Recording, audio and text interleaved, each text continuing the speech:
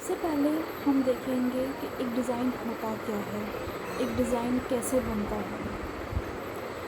Design human experience, skill, knowledge का वह क्षेत्र है जिसके माध्यम से ह्यूमन अपनी मटेरियल और स्पिरिचुअल नीड्स के अनुरूप अपने एनवायरनमेंट को मोल्ड कर सकता है।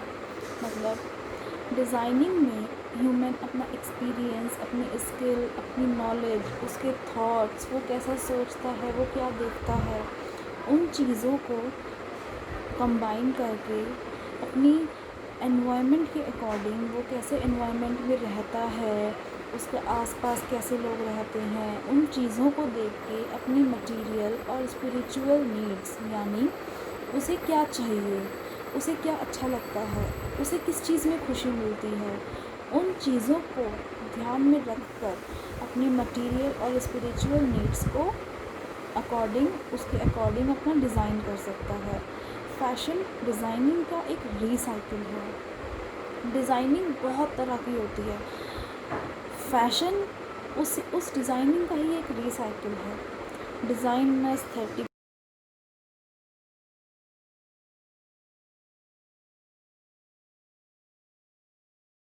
अगर सिर्फ सुंदर है लेकिन वो आपके किसी काम का नहीं है, वो फंक्शनल ही नहीं है, तो कोई नहीं आप उसको ख़रीदोगे, कभी नहीं ख़रीदोगे, कोई और भी नहीं ख़रीदेगा। लेकिन क्योंकि अगर कोई चीज़ आपके फंक्शन में नहीं है तो वो आपके किसी यूज़ की ही नहीं है। Design is a combination of lines, curves, colour, space, shapes etcetera. Designing में हम लाइंस को यूज़ करते हैं, वर्टिकल, हॉरिजॉन्टल, हम तरह तरह के कर्व्स को यूज़ करते हैं, हम बहुत कलर्स को यूज़ करते हैं, हम multi colour, contrast, matching colours, light and dark. हम स्पेस को यूज़ करते हैं कि हमें इतने एरिया में हमें 2-4 पैच रखने हैं, हमें 10-12 पैच रखने हैं, हमें इतना स्पेस रखना है या हमें इतना स्पेस रखना है। बहुत तरह के हम शेप्स को यूज़ करते हैं। उन सब चीज़ों को मिला के एक कंबाइंड उनका होके और एक डिज़ाइन रेडी होता है। इंजीनियर्स, मैन्युफैक्चरर्स और मार्केटर्स प्रोडक्ट का इन्वेस्टमेंट, उनका निर्माण, उनकी बिक्री कर सकते हैं, लेकिन एक डिज़ाइनर एक कॉन्सेप्ट को डिज़ायरेबल और कमर्शियली सक्सेसफुल प्रोडक्ट में बदल सकते हैं। जितने भी आपके इंजीनियर्स हैं, मैन्युफैक्चरर्स हैं, मार्केटर्स हैं, ये किसी भी चीज़ में इन्वेस्ट कर सकते हैं, यानी पैसा लगा सकते हैं, किसी भी चीज़ को बना सकते हैं, उन्हें बेच सकते हैं। लेकिन एक डिज़ाइनर एक ऐसा पर्सन है जो किसी भी कॉन्सेप्ट को डिज़ायरेबल यानी कि जो आप चाहते हो और कमर्शियली सक्सेसफुल मतलब जो मार्केट में इन डिमांड हो, जो मार्केट में लोग चाहते हैं ख़रीदना, यानी आपकी इच्छा भी हो उसे पहनने की और वो मार्केट में डिमांड में भी हो, उन दोनों चीज़ों को ध्यान में रखकर एक डिज़ाइनर उस चीज़ को डिज़ाइन करता है, एक प्रोडक्ट में बदल सकता है।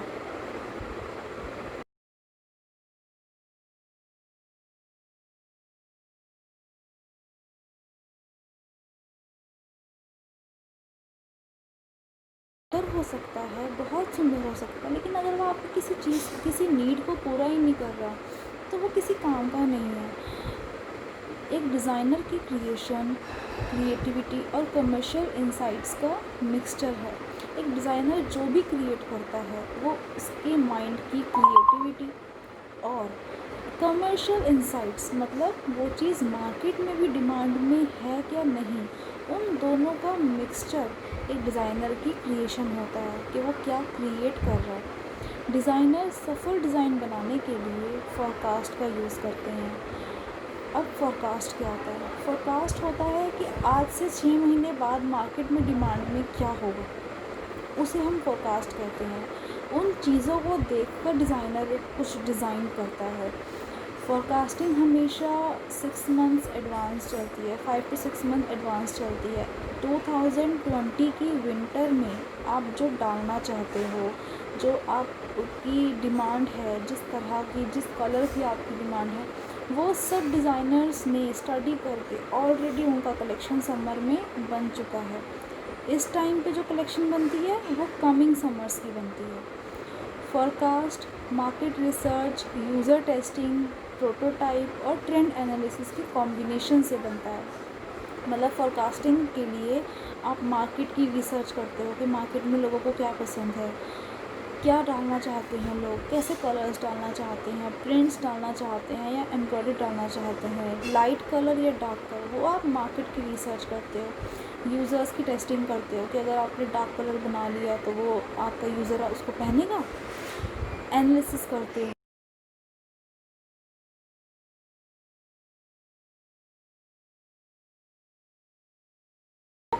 डिज़ाइनर स्टडी करते हैं, उसके अकॉर्डिंग वो डिज़ाइन करते हैं। अब क्रिएटिविटी, एक डिज़ाइन को मार्केट प्लेस में सफल होने के लिए कुछ नया, डिफरेंट या इम्प्रेसिव होना ज़रूरी नहीं है, जब तक कि यह एक आवश्यकता को पूरा कर रहा है। अगर कोई डिज़ाइन किसी की नीड पूरा कर रहा है तो उसे ज़रूरी नहीं है कि वो बहुत क्रिएटिव और बहुत इनोवेटिव हो। एग्ज़ाम्पल, अगर एक ब्लैक प्लेन श्रग है, आप उसको धूप में कवर, अपनी बॉडी कवर करने के लिए पहन रहे हो, तो उस श्रग को बहुत क्रिएटिव होने की ज़रूरत नहीं है, क्योंकि वो बिना कुछ इनोवेटिव, बिना किसी इनोवेशन के वो मार्केट में सेल हो रहा है, लोग उसको ख़रीद रहे हैं क्योंकि वो नीड पूरी कर रहा है, क्योंकि वो आपकी बॉडी को कवर कर रहा है, तो उसको बहुत ज़्यादा कुछ अलग होने की ज़रूरत नहीं है। लेकिन डिज़ाइन के मेथड से प्रोडक्ट्स या सर्विसेज को इनोवेटिव करने का नेतृत्व किया जाता है। जैसे कि अगर आप उसी श्रग को थोड़ा सा और कलरफुल, थोड़ा सा कुछ डिफरेंट, थोड़ा सा कुछ अलग शेप, कुछ अलग अलग पैनल्स, कुछ भी क्रिएटिव अगर आप उस श्रग में करते हो तो उससे आपके कस्टमर्स और बढ़ेंगे, उससे उसको लोग अपनी बॉडी को कवर करने के लिए भी पहनेंगे, प्लस थोड़ा सा अपने आप को फंकी लुक देने के लिए भी उसका यूज़ कर सकते हैं। डिज़ाइनर सीखते हैं कि ऐसे आइडियाज़ जो अजीब लग सकते हैं, दे आर वर्थ एक्सप्लोरिंग। अब आप एज ए डिज़ाइनर आप ये सीखते हो कि जो चीज़ें आपको अजीब लग रही हैं उन चीज़ों से आप कुछ भी अट्रैक्टिव कैसे बना सकते हो। आपके पास कोई कस्टमर आया, कुछ अलग फैब्रिक लेके आया, वो फैब्रिक आपको अजीब लग रहा है, आपको अच्छा नहीं लग रहा है, लेकिन कस्टमर की डिमांड है कि उसको ड्रेस उसी फैब्रिक की चाहिए, तो आप उस फैब्रिक को जो आपको अच्छा नहीं लग रहा है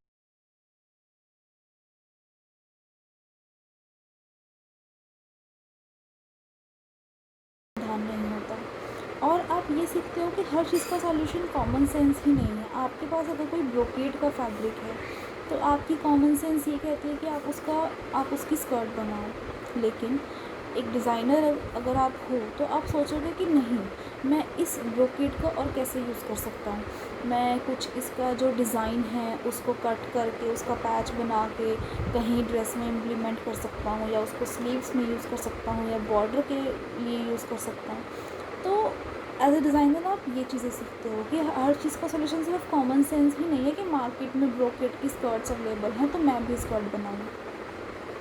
अब डिज़ाइन और बिज़नेस, डिज़ाइन और व्यापार को इकट्ठे कैसे रखते हैं। डिज़ाइन पर जोर देना एक ऑर्गेनाइजेशन में क्रिएटिविटी लाता है। जैसे जैसे कंज्यूमर और ग्लोबल कंपटीशन का सोफिस्टिकेशन बढ़ता जाता है, डिज़ाइन और अधिक वैल्यूएबल होता है।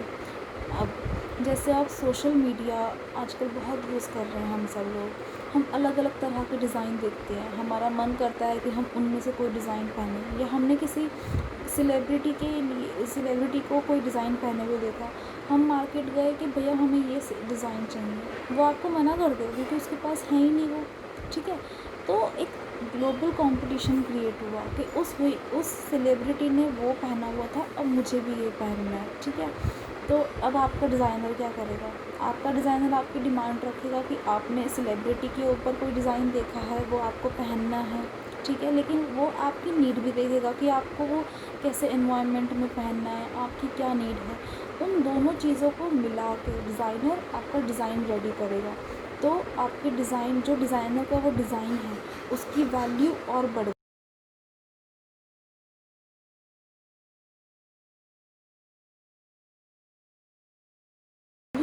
गई, ठीक है। अब डिज़ाइन प्रोसेस कैसे चलता है डिज़ाइन का।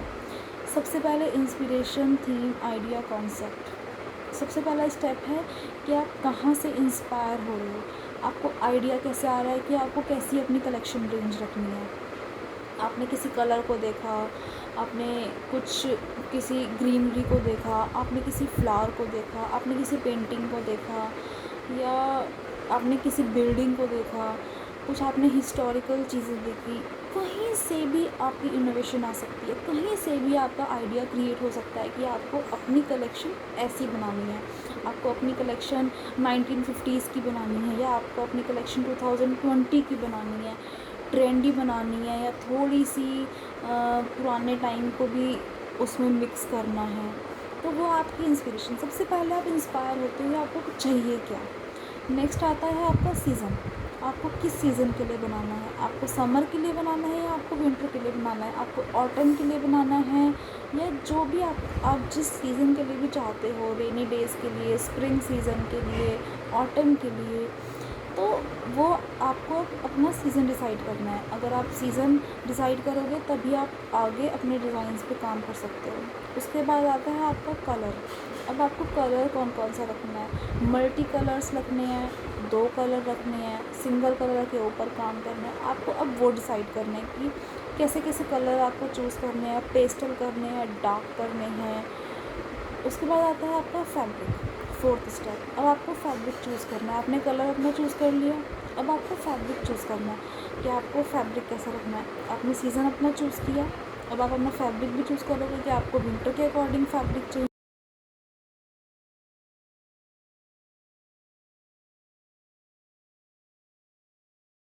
ऊल हो, ठीक है। तो अब आपको अपना फैब्रिक सेलेक्ट करना है। उसके बाद आता है आपका क्लाइंट प्रोफाइल, आपका क्लाइंट कैसा होना चाहिए, आपको अपना क्लाइंट सेलेक्ट करना है। आपको हाई क्लास के लिए बनाना है, मिडिल के लिए बनाना है, लोअर के लिए बनाना है, आपको अपना क्लाइंट डिसाइड करना होगा कि आप किस मार्केट के लिए डिज़ाइन कर रहे हो। जैसे कि आपने बोला कि आपको मीडियम क्लास के लिए डिज़ाइन रेडी करना है, लेकिन आपका जो प्रोडक्ट है, लाइक कोई जीन्स है, वो उसकी कॉस्ट 10,000 है, मिडिल क्लास उसको परचेज़ ही नहीं करेगा, ठीक है। आपका डिज़ाइन वहीं का वहीं फिनिश, क्योंकि मिडिल क्लास के लिए है ही नहीं ना कि आप 10,000 की आप जीन्स उनको सेल कर रहे हो, वो नहीं लेंगे, तो वो कोई फ़ायदा नहीं है।